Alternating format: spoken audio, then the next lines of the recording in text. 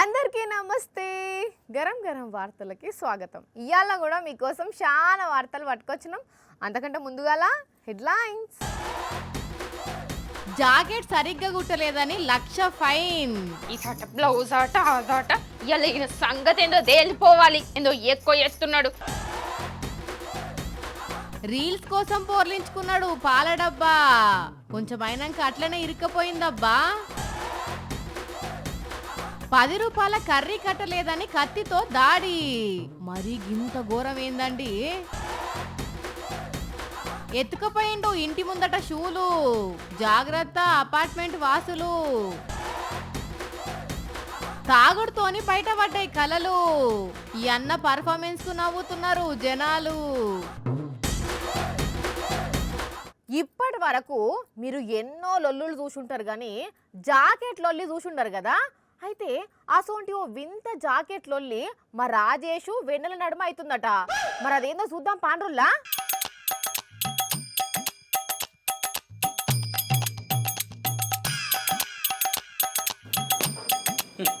మూతికే అందరి గుడ్డతోటి 2 షెడ్యూలు కుట్టమని ఇచ్చింది.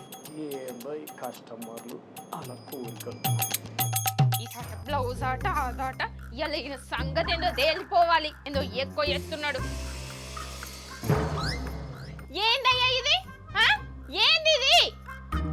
ఇది ఏందో తెలుసుకునేందుకు ఇక్కడ దాకా వచ్చినావా అమ్మ? జాకెట్. అది జాకెట్టే, ఉప్పు ప్యాకెట్ ఏం కాదు. నాకు తెలియదా? మరి ఇంకేంది? నేను ఎట్లా కుట్టమన్నా నువ్వు ఎట్లా కుట్టినావు? సేమ్ నువ్వు చెప్పినట్టే కుట్టినా కదా. అవునా? నేను కిటికీల జాకెట్ కుట్టమన్నా. అవునా, నేను కిటికీల జాకెట్టే కుట్టినా. ఏవి ఈ జాకెట్ కి కిటికీలు ఏవి? నేను ఈ జాకెట్ కుట్టినప్పుడు బయట గాలి దుమారం వస్తుందమ్మా, అందుకే కిటికీలు మూసేసిన. నువ్వేం టైలర్ భయ్యా?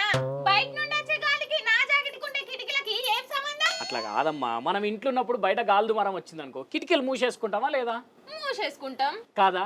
అందుకే మరి గాలి దుమారం వస్తున్నది నేను ఈ జాకెట్ కున్న కిటికీలు మూసేసిన. అందుకే నీకు కనబడతలేవు. ఇగో నువ్వంతా నన్ను తికమక ఏయక చెప్తున్నా. సరే కిటికీలు లేవు అనుకుందాం. మరి భుజాల మీద బుగ్గలు పెట్టమన్నా కదా. బుగ్గలు పెట్టిందమ్మా, కాకుండా గాలికి కొట్టుకపోయినాయి. అట్లా కాదు, నువ్వు ఇందాకనే కిటికీలు మూసేసినా అన్నావు కదా. మరి గాలి ఎక్కడికి వెళ్ళొచ్చింది? అంటే గాలి తగ్గిందా లేదని ఒక్కసారి కిటికీలు తెరిచి చూసినా అప్పుడు కొట్టుకపోయినాయి. సరే బుగ్గలంటే గాలి కొట్టుకుపోయినాయి.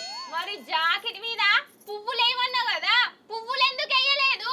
అరే పూలు ఎందుకు వేయలేదమ్మా, వేసినా, కాకుంటే వాలిపోయి రాలిపోయినాయి. పువ్వులు రాలిపోవడం ఏందయ్యా టైలరు? అట్లా కాదమ్మా, మీ ఇంటి దగ్గర పూల చెట్టు ఉన్నదా? ఉన్నది. దానికి పొద్దుగాల పూసిన పూలు వాలిపోయి రాలిపోతాయా లేవా? పోతాయి. మరి ఇక చెట్టు మీద పూలే రాలిపోయినప్పుడు ఈ జాకెట్ మీద పూలు రాలిపోవా చెప్పు? అందుకే జాకెట్ మీద పూలు లేవు. సరే చెట్టు మీద పూలు రాలిపోయినప్పుడు మళ్ళీ పూలు వస్తాయి కదా. మరి నా జాకెట్ మీద పూలు ఎందుకు రాలేదు? సరే అయితే ఇది ఇప్పుడు ఇక్కడనే పెట్టిపో, పూలు వేసిస్తా, కాకుండా మళ్ళా కుటుగులు ఇయ్యాలి. ఇగో నువ్వు నన్ను కావాలనే మోసం చేస్తున్నావు. నేనైతే ఊరుకొని చెప్తున్నా. ఏం చేస్తావమ్మా, ఏం చేస్తావు? ఓ వెన్నెల, ఓ రాజేషు, ఏంది మీ లొల్లి? చూడక్క, నేను కుట్టమన్నట్టు జాకెట్ కుట్టనే లేదు, ఇంకా నా మీదకే దబాయించి మాట్లాడుతున్నాడు. అబ్బో, ఈమె ఇచ్చిన 3 సుక్కల పైసలకి ఇది గుట్టుడే ఎక్కువ. అట్లనా?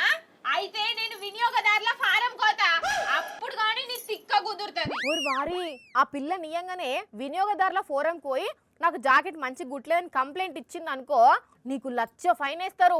జాకెట్ మంచి గుట్టకుండా 1,00,000 రూపాయల ఫైన్ వేసుడేంది? అరే నిజం రా అయ్యా, మన హైదరాబాద్ లోనే ఒక ఆమె జాకెట్ గుట్టుమని ఒక ఆడ ఇచ్చిందట. అయితే వాళ్ళు ఓ తీరు కట్ చేయబోయి ఇంకో తీరు కట్ చేసి కుట్టిరట.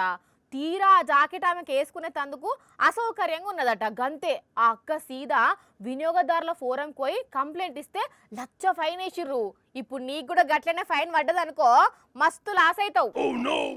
అసలే రూపాయి బిల్ల లేదు చేతుల, 1,00,000 రూపాయలు అంటే ఏ నుంచి తీసుకురావాలి? అక్క ఇప్పుడు నీ జాకెట్ కు కిటికీలు పెట్టియాలి అంతే కదా? కిటికీలే కాదు, దర్వాజాలు కూడా పెట్టి, సరేనా? ఇప్పుడు గనక మంచి గుట్ట లేదనుకో, ఊకునేదే లేదు చెప్తున్నా. ఏ ముచ్చట్లలో పెట్టుకున్నా ఓకే, కానీ ఆడోళ్ళ చీరలు జాకెట్ల ముచ్చట్లు అస్సలకే లొల్లి పెట్టుకోవద్దు. పెట్టుకుంటే ఇగో ఇట్లనే చీరేస్తారు. ఇప్పుడు కరెక్ట్గా అర్థం చేసుకున్నావు. కుట్టిగా తప్పదు నీకు. కొందరు అంటే కొందరు మనుషులకు బొత్తిగా అంటే బొత్తిగా ఓపిక లేకుండా అవుతుందిలా.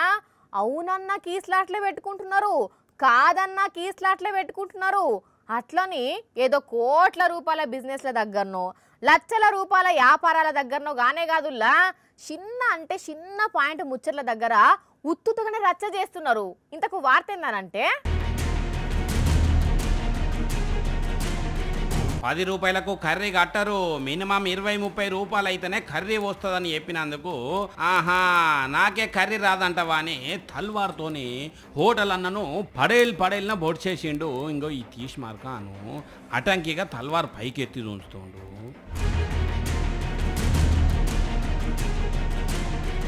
సంగారెడ్డి జిల్లా బీరంగూడల ఒక హోటల్ అయిన పంచాయతీ ఇది. ఇద్దరికి గట్టిగానే దెబ్బలు తాకితే దవాఖానలు వేసిండ్రట. ఇప్పుడు ఈయన కోసం పోలీసులు ఎత్తుకుతున్నారట. కానీ చూడండి కొందరికి బీపీలు ఎట్లా వస్తున్నాయో. అరే 10 రూపాయల కూర కట్టకపోతే పక్కకు పోయి ఇంకో కాడ కట్టవనాలే, లేకపోతే నా దగ్గరకి ఇంతే పైసలు ఉన్నాయన్నా అని బతిలాడుకోవాలి. అంతేగాని ఇట్లా కత్తులతో ఓడ్చుడేందుల్లా కర్రీ కోసం.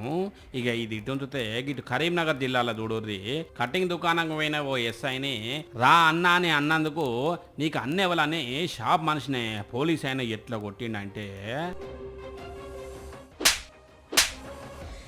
మరి అన్నా అని ఆప్యాయంగా పిలిచినందుకు ఈయన ముత్యాలు ఏం రాలిపోయినాయో ఏమో. అరే ఫ్రెండ్లీ పోలీస్ అని మంచిగానే చెప్పుకుంటారు కదా, అన్న అంటే ఏమైందో మరి ఈయనకు. మరి ఈయన మీద పోలీస్ పెద్దసార్లు ఏం చర్యలు తీసుకుంటారో చూడాలి. దొంగ బడివేగాళ్ళు ఎప్పుడు ఏ బక్రగాడు దొరుకుతాడా అని చూస్తుంటారు. రైల్వే స్టేషన్ల బస్ స్టాండ్ల తిరుక్కుంటా ప్యాసింజర్ల మీద ఒక కన్నేసి ఉంచుతారు. ఎవరన్నా కొంచెం కేర్లెస్గా ఉంటే వాళ్ళను టార్గెట్ చేస్తారు. వెనకెనకనే పోయి మోకా చూసుకొని ఆ ప్యాసింజర్ ఫోనో పర్సో షేనో కొట్టేసి అవతల పడతారు.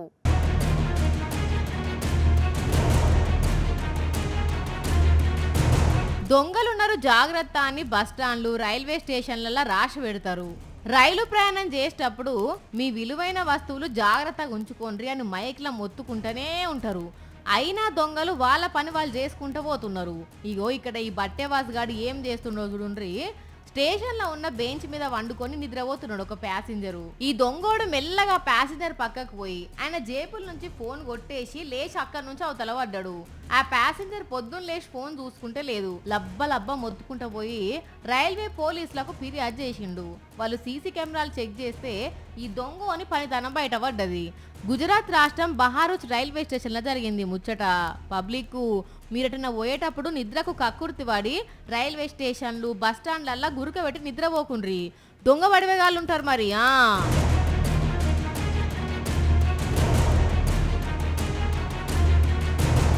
కుక్క బెదిరించి చెప్పు ఎత్తుకపోయినట్టు ఇక్కడ ఒక లేత దొంగతనానికి పోయి ఏం ఎత్తుకపోయిండో చూస్తే మనకు అదే సామెతయే అదికొస్తుంది.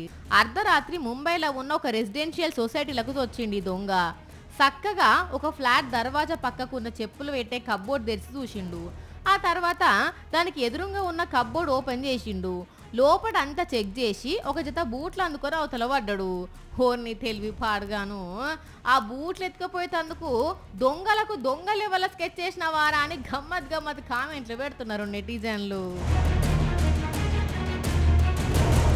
Karate, kung fu, taekwondo, boxing, judo, martial arts వీటిల్లా ఏదో ఒక కళ ఉండుడే గ్రేట్. అంటే అన్ని తీర్ల కళలు ఒక్కరినే ఉండి ఆ ఒక్కరే ఒకేసారి అన్నిటినీ ప్రదర్శిస్తే ఎట్లుంటుందిలా? ఒక్కలే ఇవన్నీ ఎప్పుడు నేర్చుకుంటారు, ఎప్పుడు ప్రదర్శిస్తారు, అది అయ్యే పనేనా అనుకుంటున్నారేమో. కానీ అట్లాంటి సర్వకళా వల్లభులు కూడా ఉన్నారు మన కాడ. సుడుండ్రి కావాలంటే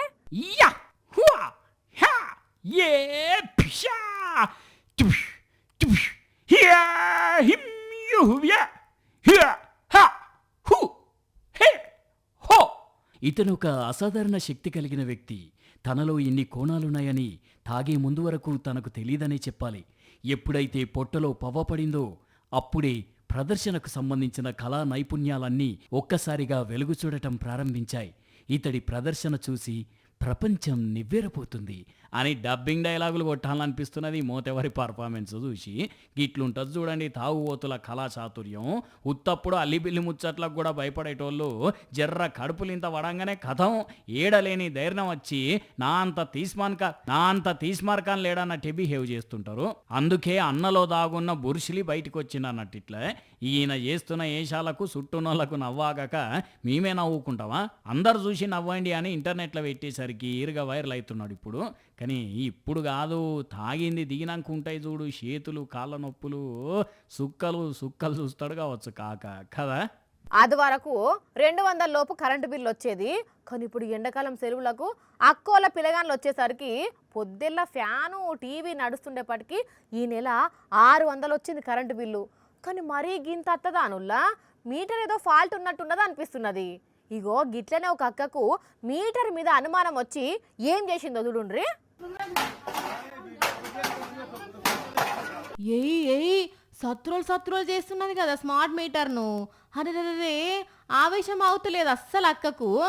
కట్టె పట్టి పాముని కదా కొట్టి చంపినట్టు ఏమా కొట్టుడు అయ్యయ్యయ్యయ్యో ఏం కొడతావు లేక ఇడివిగా చెయ్యంత నొయ్యంగా బాగానే కొడుతున్నావు. కానీ నెలకు 500-600 లోపు కరెంటు బిల్లు వచ్చేదట అక్కకు. ఈ నడుమ వేలల్లో వస్తుందట. గింతగనం బిల్లు వచ్చుడేంది, మేము ఏం వాడుతున్నామని అంతగనం వస్తుందని బిల్లు ఇచ్చేటందుకు వచ్చిన వాళ్ళని అడిగితే మాకేం తెలుసు అంటుర్రట. అరే మీటర్లు ఏమన్నా ప్రాబ్లం ఉన్నదేమో చెక్ చేయమంటే పట్టించుకుంటలేరట. అందుకని మీటర్ వద్దు, కరెంట్ వద్దు, పైసలు కట్టుడు వద్దు చెల్లని ఇగో ఇట్లా ఏడి కాడ పీకి పాకం పెట్టింది. మన కాడ కాదు ఇది, ఉత్తరప్రదేశ్ మోకాన ముచ్చట. కానీ ఎందుకో మరి ఒక్కోసారి మీటర్లంతా ఆగమాగం చేస్తుంటాయి ఇట్లనే. మన కాడ కూడా ఎన్నిసార్లు వేలేంది లచ్చల బిల్లు వచ్చిన ముచ్చట చూడలేదు కదా.